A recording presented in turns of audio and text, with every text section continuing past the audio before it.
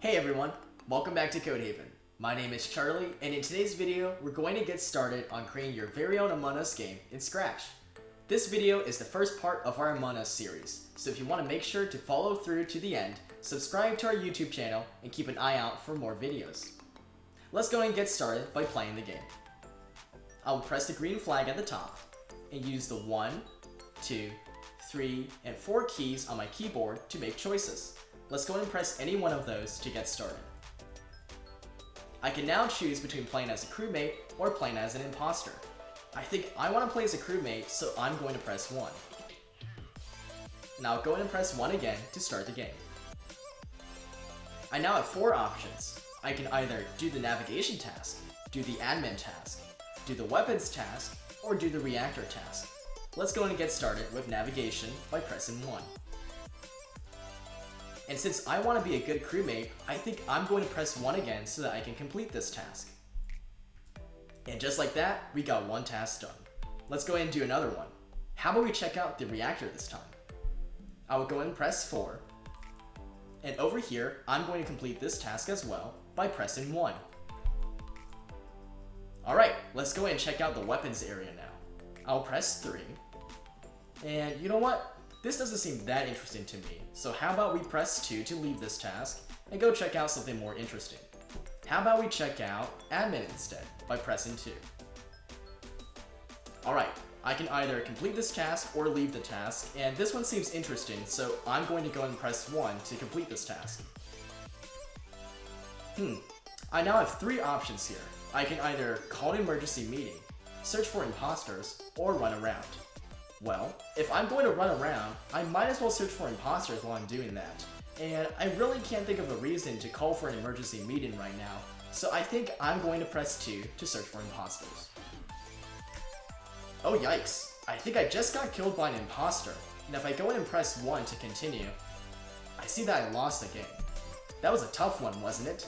But no worries, let's go in and move on and get started with creating the game by ourselves.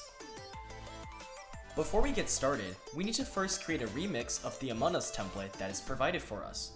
To visit the template, type the following link into your browser: scratch.mit.edu/projects/474839-272. The link is provided below in the description, and you can also see it on your screen right now. Go ahead and take a second to visit the page, and then come back to this video.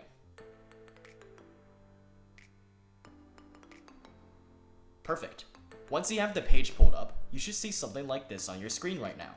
Go ahead and click on the Remix button in the top right.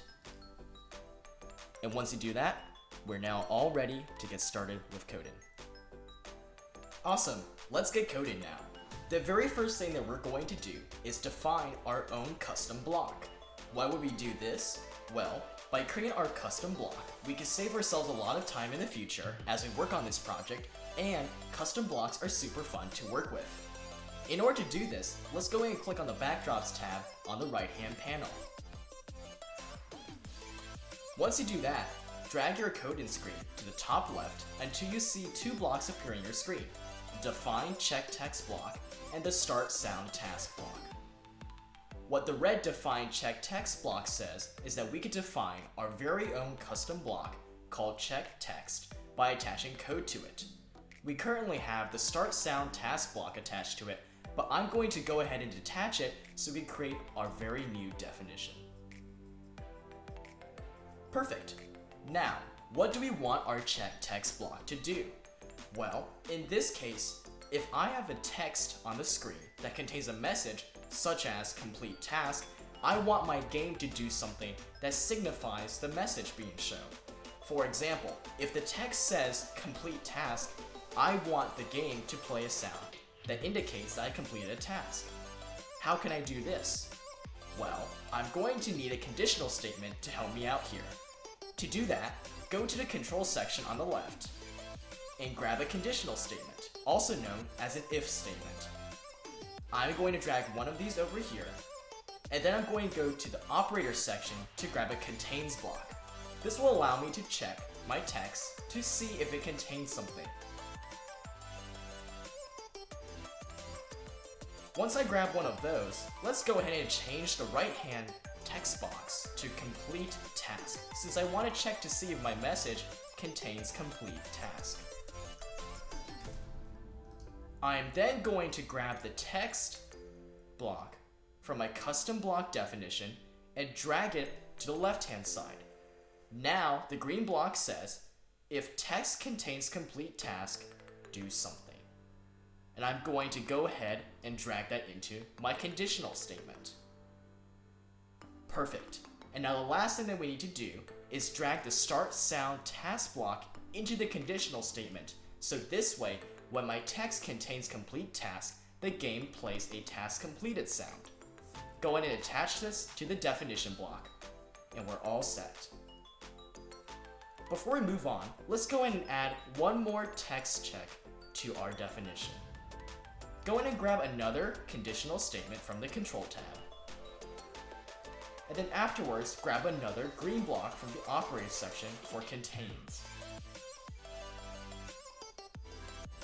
Now, this time, instead of checking for complete task, how about we check for kill crewmate? I'm going to go ahead and type that into the text box. And just like last time, I'm going to grab a text block from my definition block and drag it into the contains block. Once I do that, I'm going to drag that into my new conditional block. Now the conditional block says, if my text contains kill crewmate, then do something. Well, what do I want it to do? In our case, I wanted to play a sound to indicate that a crewmate has been killed. To do that, go to the sound tab, grab a start sound block, drag it into the conditional, and then change it to kill. Once you've done that, attach the conditional to the definition block with the other conditional statement, and you're all set.